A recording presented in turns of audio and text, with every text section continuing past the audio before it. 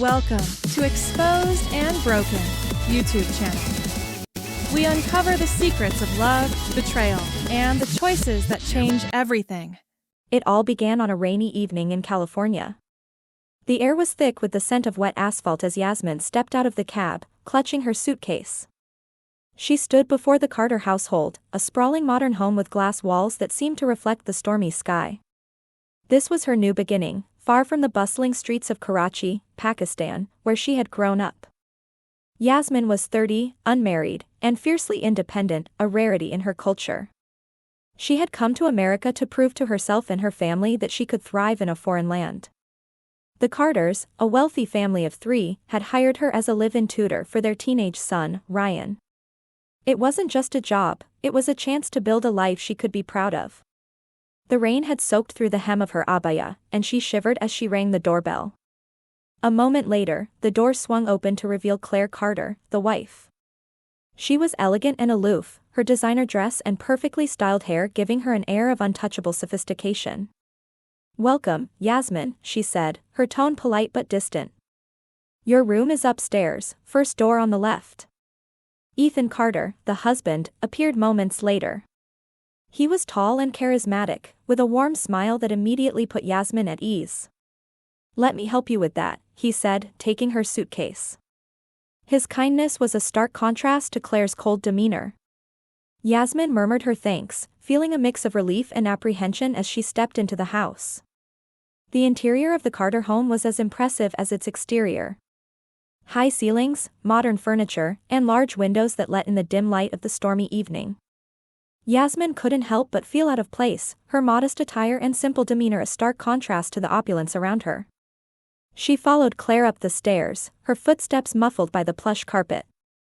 Her room was small but cozy, with a single bed, a desk, and a window that overlooked the backyard.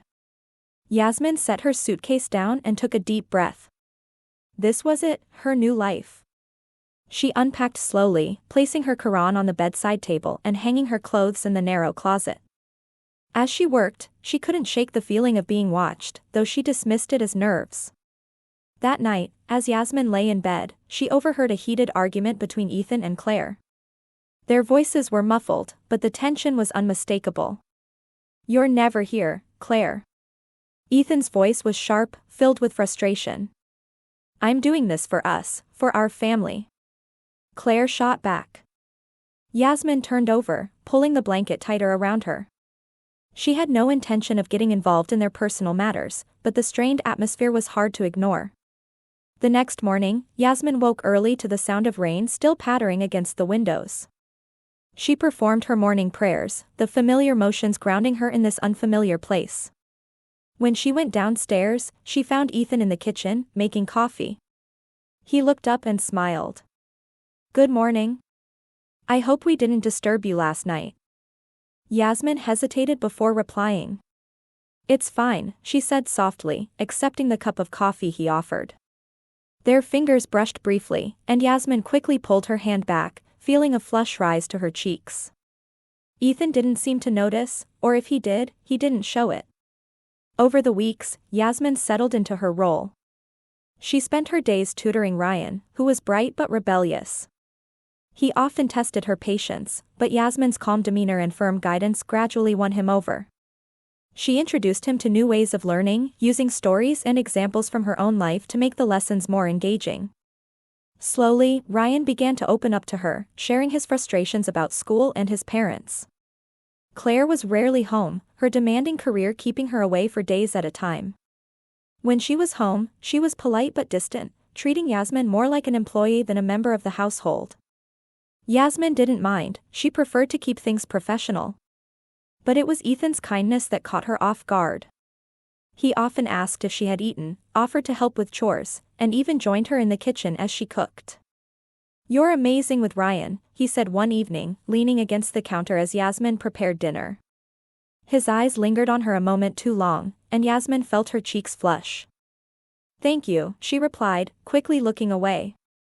Despite her best efforts, she couldn't ignore the warmth in his gaze or the way her heart raced whenever he was near. Yasmin tried to focus on her work, but the growing tension in the household was hard to ignore. The arguments between Ethan and Claire became more frequent, their voices echoing through the house late at night. Yasmin found herself caught in the middle, trying to shield Ryan from the worst of it while maintaining her own boundaries. One evening, as Yasmin sat in the living room reviewing Ryan's homework, Ethan joined her. He sat on the opposite end of the couch, his presence filling the room. "Thank you for everything you're doing for Ryan," he said, his voice sincere. "He's been through a lot, and I can see how much you've helped him." Yasmin looked up, surprised by the emotion in his voice. "It's my job," she said simply, though she couldn't deny the satisfaction she felt at his words. Ethan smiled, but there was a sadness in his eyes that Yasmin couldn't quite place. She wanted to ask him about it, but she knew it wasn't her place. As the weeks turned into months, Yasmin found herself growing more attached to the Carters, especially Ryan. She saw the potential in him, the bright, curious mind hidden beneath the teenage rebellion.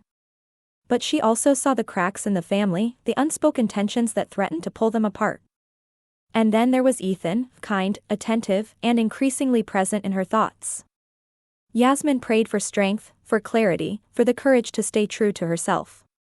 But deep down, she knew her resolve was being tested in ways she had never imagined. Yasmin quickly became an integral part of the Carter household. Her days were filled with tutoring Ryan, organizing the house, and preparing meals. Though she was hired as a tutor, Yasmin's natural warmth and attentiveness made her indispensable. She found herself stepping into roles beyond her job description, becoming a confidant for Ryan and, unintentionally, a source of comfort for Ethan. Ryan was a bright but rebellious teenager. At 16, he was at the age where he questioned everything, especially authority. When Yasmin first began tutoring him, he was dismissive and sarcastic, often rolling his eyes at her attempts to engage him. "Why do I even need to learn this?" he would ask, slouching in his chair. Yasmin, however, was patient. She understood that his defiance was a mask for deeper frustrations. "Ryan," she said one afternoon, her tone calm but firm, "I know this isn't your favorite thing to do, but you're capable of so much more than you think. Let's try this together, okay?" Her persistence paid off. Slowly, Ryan began to open up. He started asking questions, not just about his schoolwork but about Yasmin's life in Pakistan.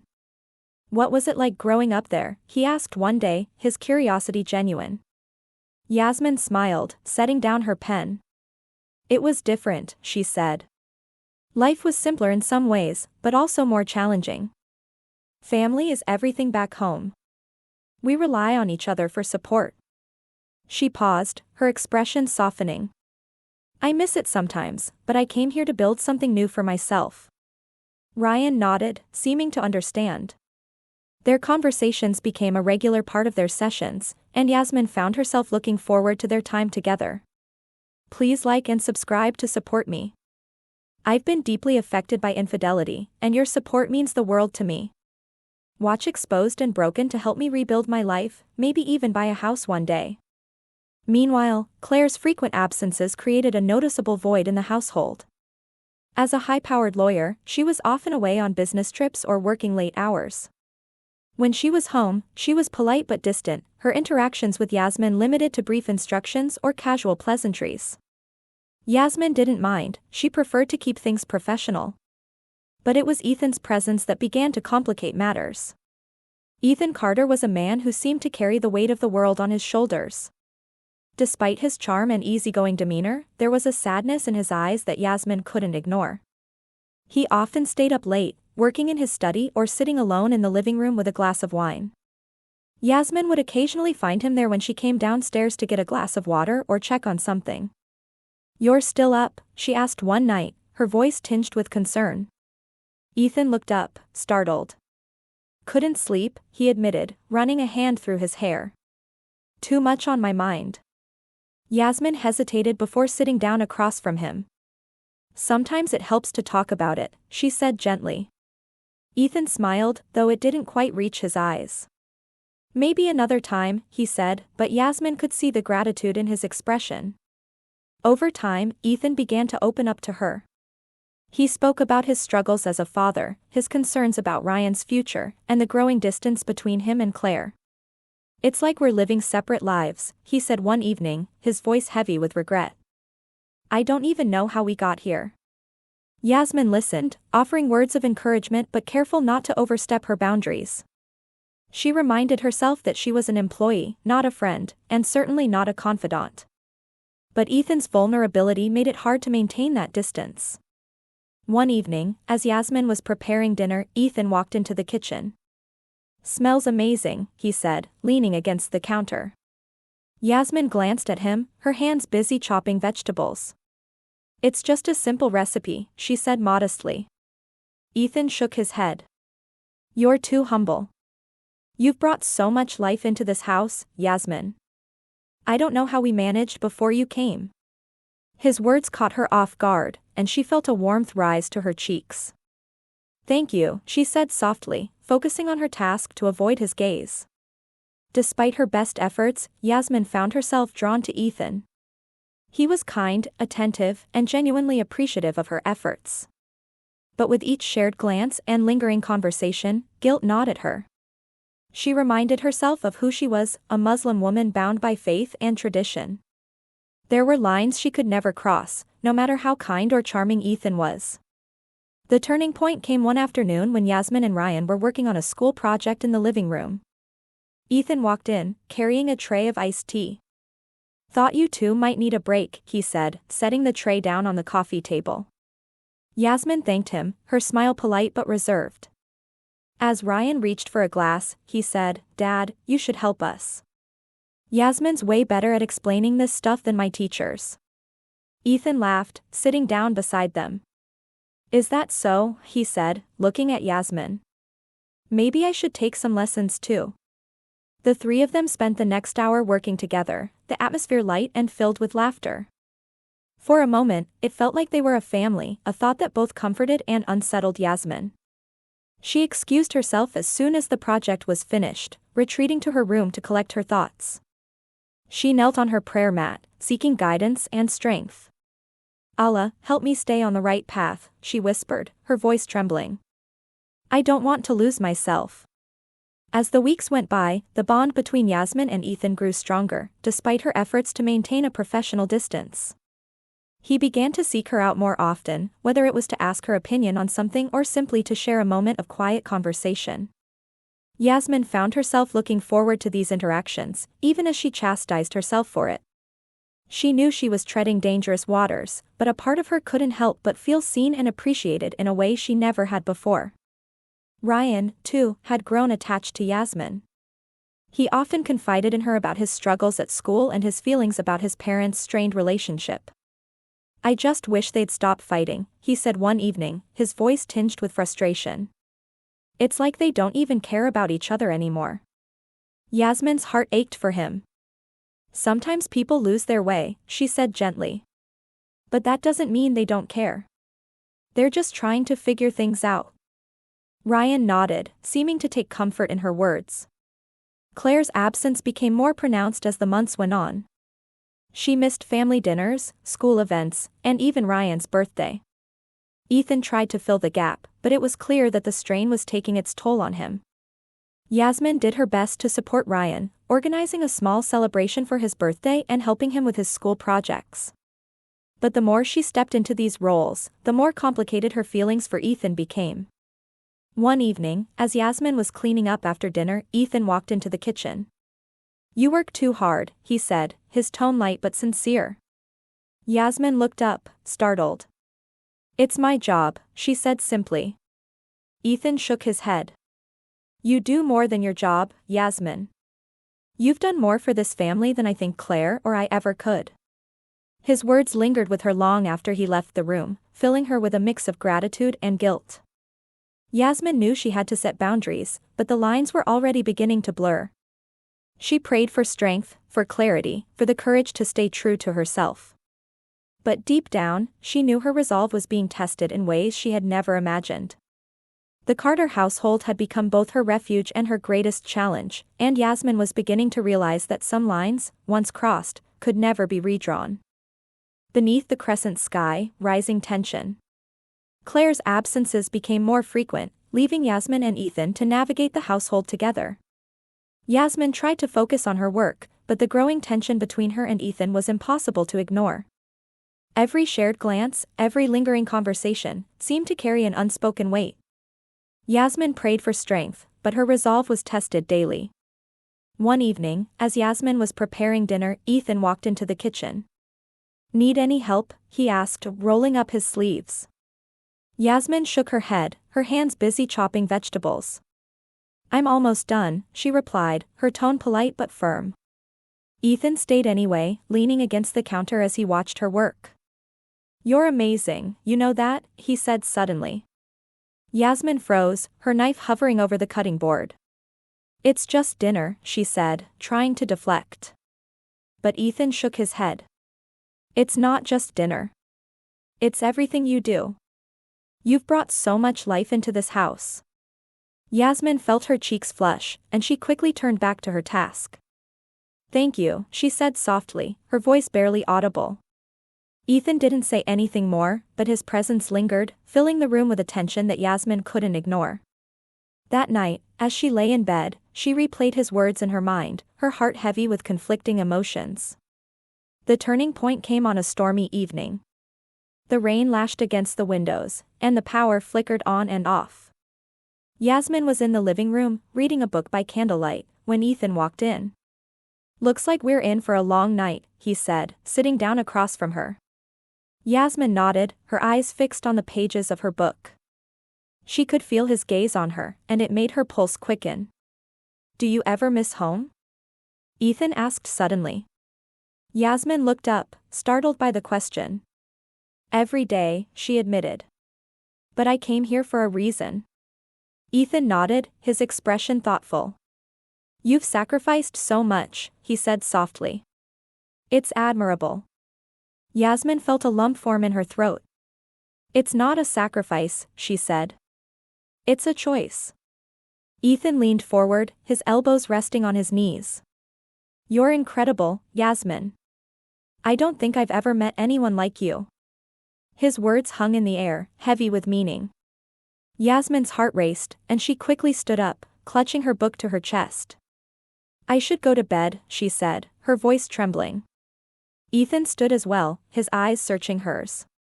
"Yasmin," he began, but she shook her head. "Good night, Ethan," she said firmly, before fleeing the room. Yasmin spent the next few days avoiding Ethan as much as possible. She threw herself into her work, focusing on Ryan and the household tasks. But no matter how hard she tried, she couldn't escape the memory of that night. Ethan's words, his gaze, his presence, they were all-consuming. Yasmin prayed for clarity, for the strength to resist the growing feelings she couldn't deny. But Ethan wasn't willing to let things go. One afternoon, as Yasmin was folding laundry in the living room, he walked in. "We need to talk," he said, his tone serious. Yasmin looked up, startled. "About what?" she asked, though she already knew the answer. Ethan sat down across from her, his expression earnest. "About us," he said. Yasmin's heart sank. "There is no us," she said firmly. "You're married, Ethan. You have a family." Ethan ran a hand through his hair, his frustration evident. "I know," he said. "But I can't help how I feel. You've changed everything, Yasmin. You've made me see what's been missing in my life." Yasmin felt tears prick her eyes. "Don't say that," she whispered. "Please, don't." But Ethan reached for her hand, his touch sending a jolt through her. "I mean it, Yasmin. You're the only thing that makes sense to me right now." Yasmin pulled her hand away, her tears spilling over. "This is wrong, Ethan," she said, her voice breaking. "I can't do this. I won't." She stood up, her hands trembling. "I came here to build a life for myself, not to destroy someone else's." Ethan stood as well, his expression pained. "You're not destroying anything," he said. "You're saving me." But Yasmin shook her head, backing away. "I'm sorry," she said, before fleeing the room. The days that followed were tense and filled with unspoken words. Yasmin avoided Ethan as much as possible, but the tension between them was palpable. Ryan, oblivious to the undercurrents, continued to thrive under Yasmin's guidance. He often commented on how much happier the house felt since she arrived, and Yasmin forced herself to smile, even as her heart ached. Please like and subscribe to support me. One evening, as Yasmin was cleaning up after dinner, Claire returned home unexpectedly. She walked into the kitchen, her heels clicking against the tile floor. Yasmin, she said, her tone brisk. Can we talk?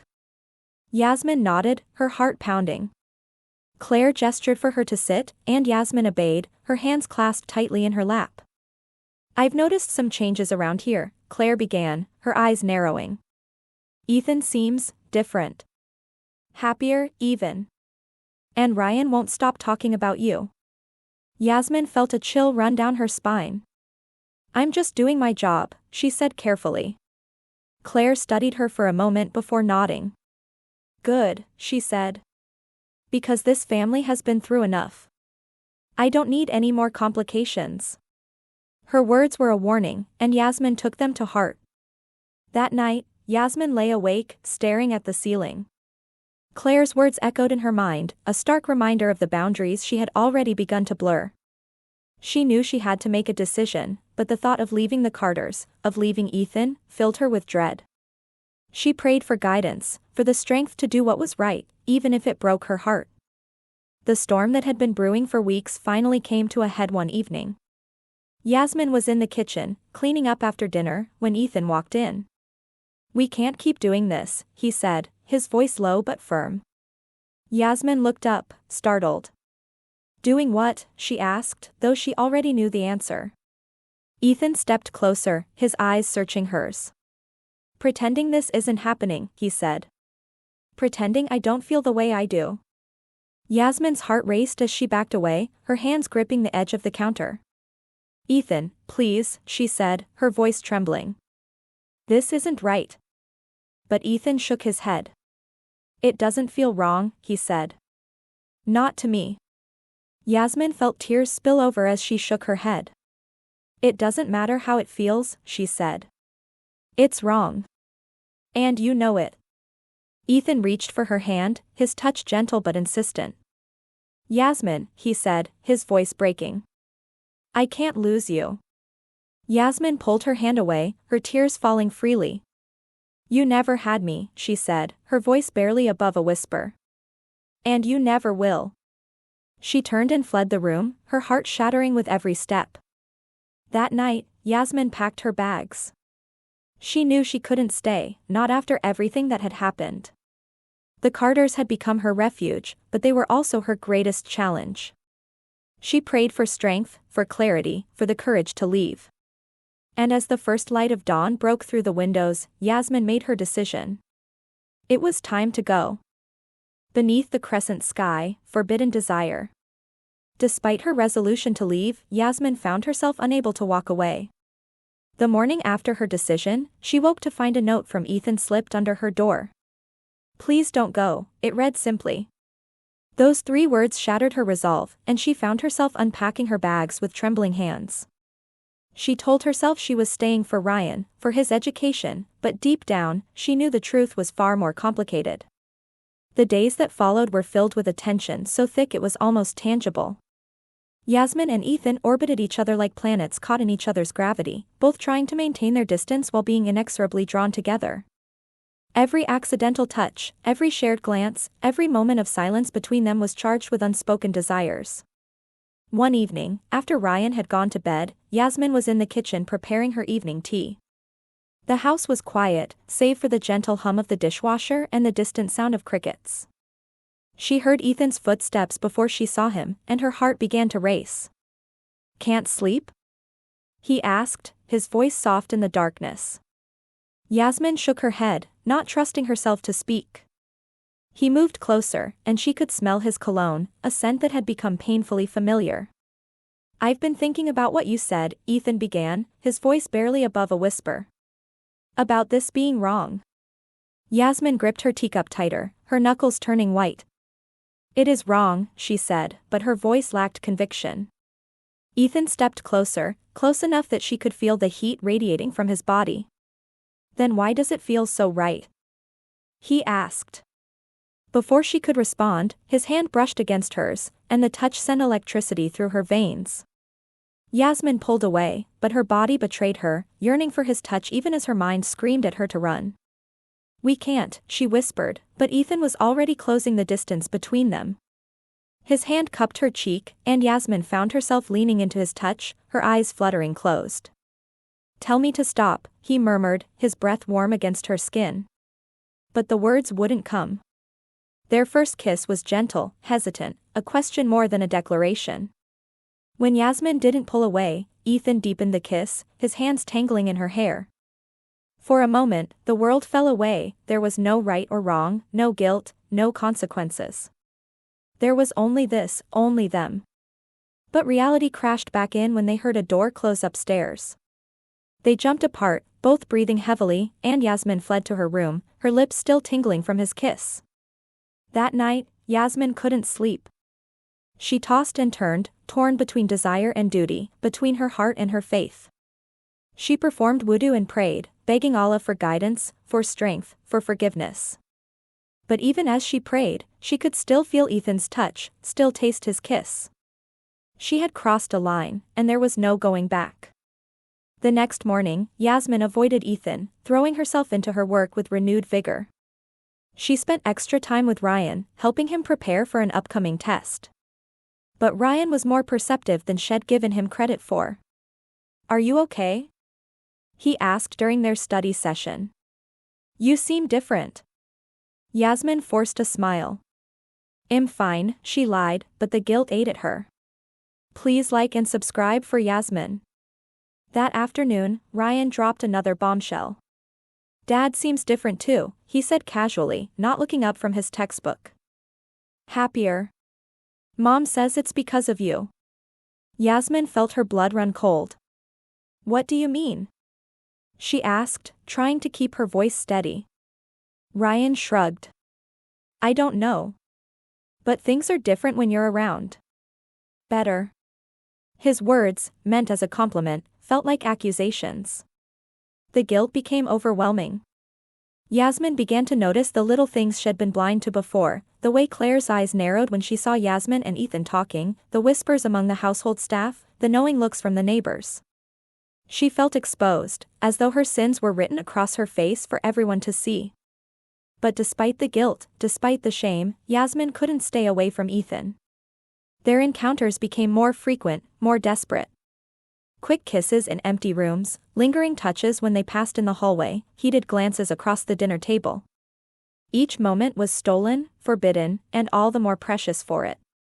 One rainy afternoon, when Claire was away at a conference and Ryan was at soccer practice, Ethan found Yasmin in the library. She was shelving books, trying to keep her hands busy, when she felt his presence behind her. "We need to talk about this," he said, his voice low and urgent. Yasmin turned to face him, her heart pounding. "There's nothing to talk about," she said, but her voice trembled. Ethan stepped closer, backing her against the bookshelf. "Nothing?" he asked, his hand coming up to trace her cheek. "Is that what this is to you?" "Nothing?" Yasmin closed her eyes, fighting against the surge of desire his touch ignited.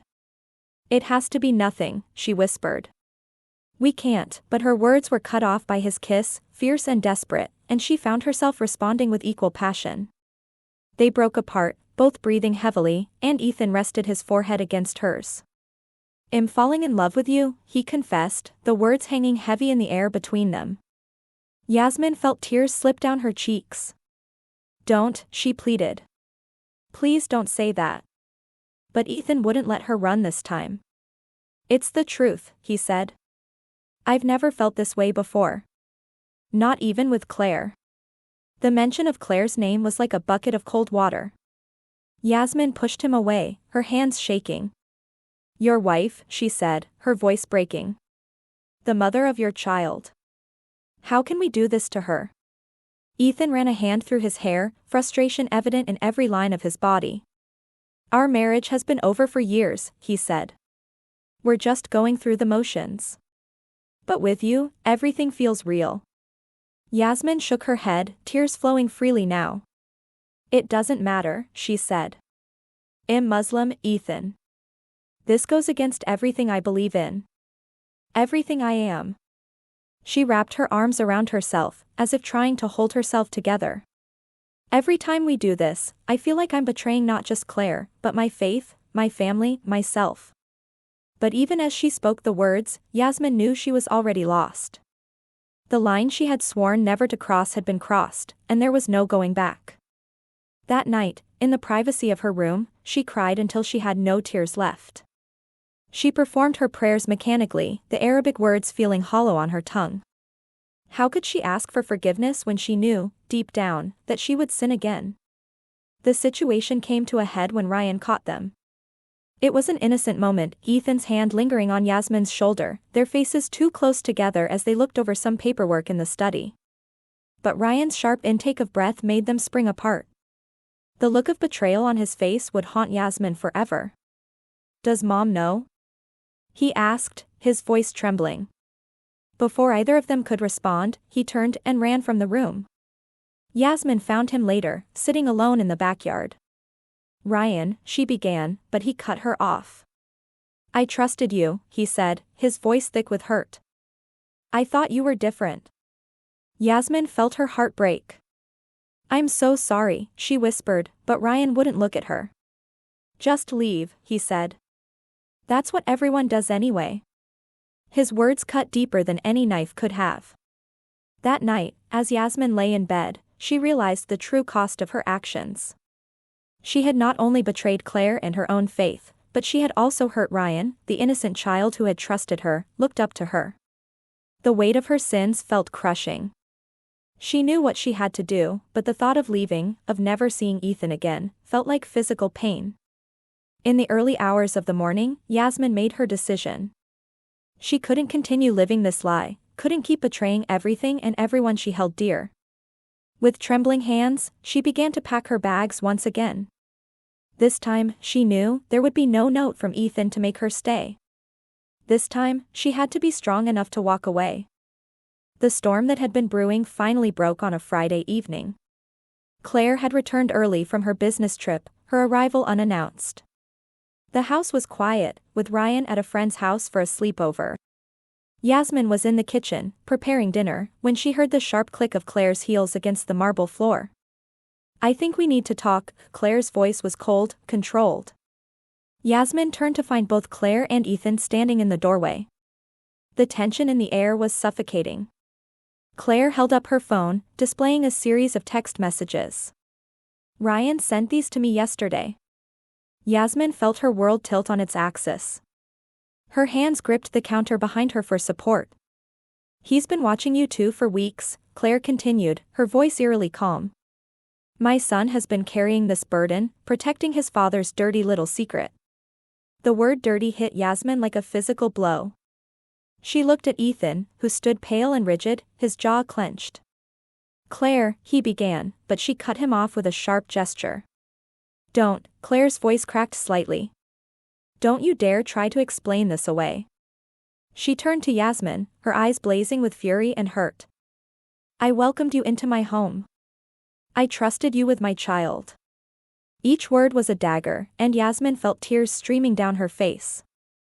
"I'm so sorry," she whispered, but the words felt hollow, inadequate. "Sorry?" Claire laughed, a harsh, bitter sound. "You're sorry? You came into my house, took advantage of my absence, seduced my husband, and corrupted my son's trust. And you're sorry?" She stepped closer to Yasmin, her designer perfume mingling with the scent of cooking food. "What happened to your precious religious values? Or do they not apply when you're destroying other people's families?" The mention of her faith broke something in Yasmin. She fell to her knees, her body racked with sobs. "Please," she gasped, "I never meant for any of this to happen." Ethan moved to help her up, but Claire blocked his path. "Don't you dare touch her," she hissed. "Haven't you done enough?" "This isn't all on her," Ethan's voice was quiet but firm. "Our marriage was broken long before Yasmin arrived." Claire whirled to face him, her composure finally cracking. "So you decided to break it completely? To humiliate me in my own home?" Her voice rose with each question. To let our son watch as you fell in love with another woman? The word love hung in the air like smoke. Yasmin looked up to see Ethan's face, saw the truth written there, and felt her heart shatter all over again. Yes, he said softly. I fell in love with her. Claire stumbled back as if she'd been struck. Get out, she whispered, then louder, both of you, get out. Yasmin scrambled to her feet, her legs shaking. I'll pack my things, she said, her voice trembling.